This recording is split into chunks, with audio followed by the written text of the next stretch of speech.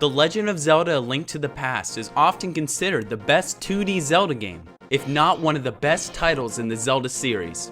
And even though A Link to the Past was released over 20 years ago, it's never been forgotten. Its sequel, A Link Between Worlds for the 3DS, was released 21 years after the original, and many upcoming games in the Zelda series are trying to replicate the gameplay style of A Link to the Past, and rightly so.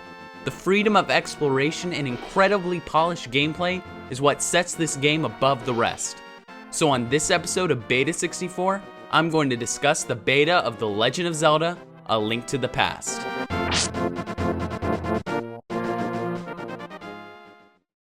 A Link to the Past began its development in 1988 as an NES game dubbed Zelda 3. But the game soon moved over to the SNES in 1989 because of the system's upcoming release in Japan. This gave the Zelda team a longer development time than they had in earlier Zelda titles, as well as a larger budget. The game also used an 8 megabit cartridge instead of the usual 4 megabit cartridge used in earlier SNES titles. These are some of the biggest reasons why A Link to the Past became one of the greatest adventure games of all time. In order to keep the Zelda series as innovative as it was before, many ideas were considered and tested throughout the game's development. One of these new ideas was diagonal movement. In Zelda 1, Link could only move in 4 directions, but A Link to the Past soon changed this. The Zelda team not only wanted Link to move diagonally, which did happen to make it into the release, but they also wanted him to slice his sword in the same direction. But the development team couldn't get diagonal slicing to work without sacrificing the operability of the game. So in order for Link to attack enemies in that direction, the spin attack was added to the game, and it appears in every Zelda game since. Breakable walls were also a new addition to A Link to the Past. Finding these walls originally required Link to hit them with his sword. Breakable walls would produce a hollower sound compared to normal walls. However, Miyamoto decided that it would take too long for players to find these walls, so visible cracks were chosen instead of sounds. Some other ideas included expanding fire, which was later used in Four Swords Adventures. These ideas weren't removed because of hardware limitations, but instead they were scrapped because there wasn't enough time to fully implement them. A few screenshots from a European SNES poster show some differences between A Link to the Past beta and final versions. The first image shows quite a few of these differences, the first of which is the magic meter, which is different at the top to make it look more like a jar.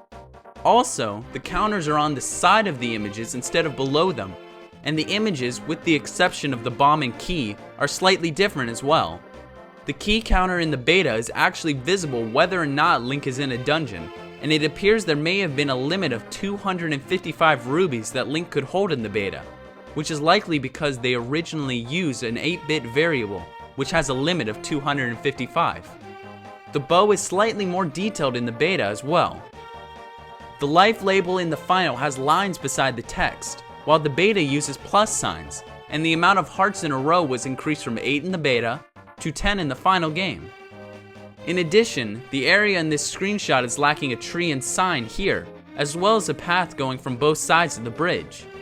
This rock was also removed for some unknown reason. The green archers shown in the screenshot never walk around like this in the final game. Instead, green archers hide in the grass in the final, and only the blue archers chase Link. In this next image, you can see that Link's lantern uses a different sprite in the beta, and the soldiers in the screenshot also carry a different sword than what's used in the final game. The main difference in this image is that there are 4 armos instead of 2. This next screenshot has 2 differences. One, there are 2 buzz blobs in the beta instead of 1, and there are also a few extra bushes in the bottom left. The beta screenshot of the Master Sword's pedestal has a few differences. The stairs leading up to the platform are slightly different, and the pedestal is much smaller and lacks stairs and an inscription. Link's shield is also brown instead of blue, which better matches the game's concept art in box. This last image shows Link outside the entrance of the sanctuary. If you notice, the big rock looks slightly different in this screenshot, and the line of bushes and stones here was moved to the right in the final. It could have been changed to make sure Link wouldn't get stuck between the tree and the stone, or perhaps it was done to make the area look more centered. Some unused objects and graphics lay hidden inside A Link to the Past, and this unused sanctuary entrance is one of them. Dungeon entrances in A Link to the Past are all lavishly decorated, with the exception of the sanctuaries. It appears that the sanctuary was originally meant to have one of these entrances, but it's unknown why it wasn't used. Another mysterious unused dungeon object is the skull statue. Although it was never used in A Link to the Past, it was used in the game's Game Boy Advance remake, in the Palace of Four Swords dungeon. You can load the skull statue into the original game by performing a glitch. If you want to learn how, click the link in the description. A few unused items are also found inside the game, some of which were originally used in Zelda 1. This scrap stopwatch is found near the graphics for the rupees, so it was most likely dropped by defeated enemies.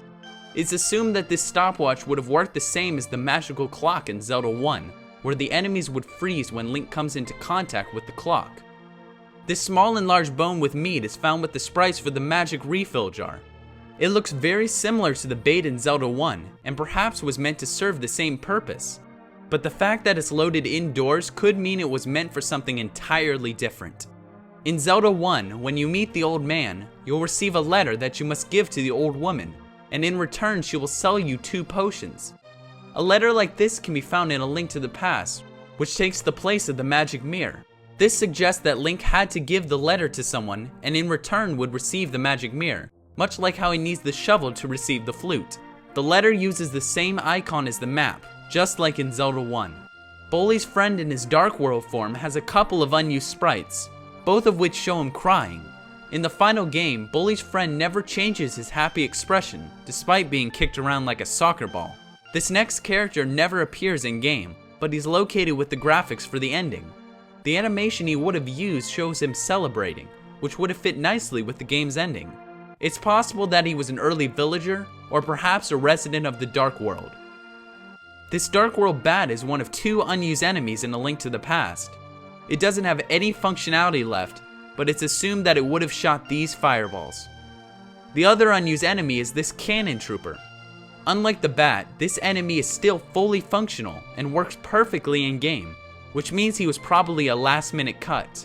The Hyrulean soldiers Link fights early in the game have an unused helmet. Some think that because they were simply brainwashed soldiers, Nintendo didn't want it to seem like Link was hurting innocent people, so they removed this helmet in favor of one that covers the soldier's entire face. However, others believe that the helmet was simply changed to make them seem less threatening, since they were the first enemies Link encounters in his quest. These last 2 unused graphics are of a happy and mad face, both of which are stored in the menu. When fighting the Cold Stare boss, he starts the battle surrounded by a shell of ice. Once Link sets it on fire though, the shell disappears and Link can begin to damage his opponent. Interestingly, the shell was actually meant to melt once Link used fire on it. The reason that this melting animation doesn't appear in-game is because the developers accidentally used one of the pallets next to it, which caused the shell to simply disappear. Because it doesn't leave any side effects, it was likely overlooked during playtesting. The shell animation was actually restored in the Game Boy Advance release. In September of 1990, Nintendo Power held a contest called the War Mech Challenge. To enter, you had to take a photo of War Mech in Final Fantasy and send it to Nintendo Power by October 15th. One randomly selected winner, notified by mail, would have his or her name programmed into a future Nintendo game. Even though the winner and the game were never announced, it's assumed that it was Chris Houlihan, who has a secret room in A Link to the Past. The room is actually an error handler that appears whenever the game can't load an area, and leaving the room always sends you in front of Link's house. While the room appears in every version of A Link to the Past, Chris's name only appears in the North American version for the SNES. The room contains 255 rupees and can only be entered by performing a glitch. If you want to learn how to perform this glitch, click the other link in the description. On October 15th, 2005, an eBay seller named Richard listed a gray NES cartridge with the text "The Legend of Zelda: The Triforce Saga" typed on the label.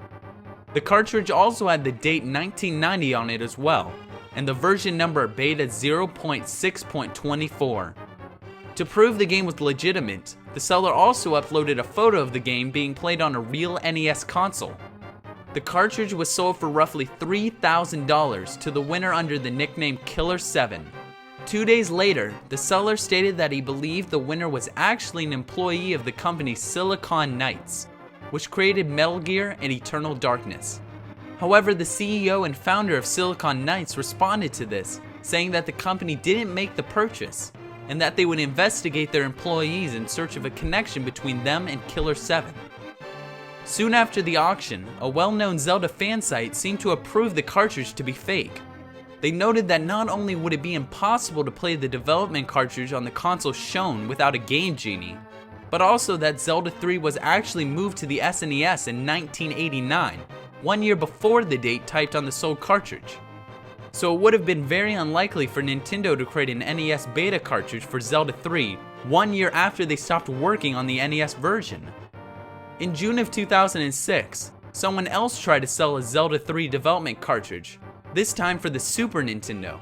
Nothing about the cartridge has been reported since then, so it can be safely assumed that it was a fake as well. So that's the beta of A Link to the Past. I'm glad that Nintendo chose to release A Link to the Past for the SNES. With the increased development time and storage of the cartridge, not many objects and ideas were scrapped, and the game eventually became the foundation of the entire Zelda series. Its incredibly polished gameplay is still enjoyed by many today, and I have a feeling that not even Nintendo knew how successful this game would really be. So this has been Beta64 with the Legend of Zelda: A Link to the Past beta. Thanks for watching.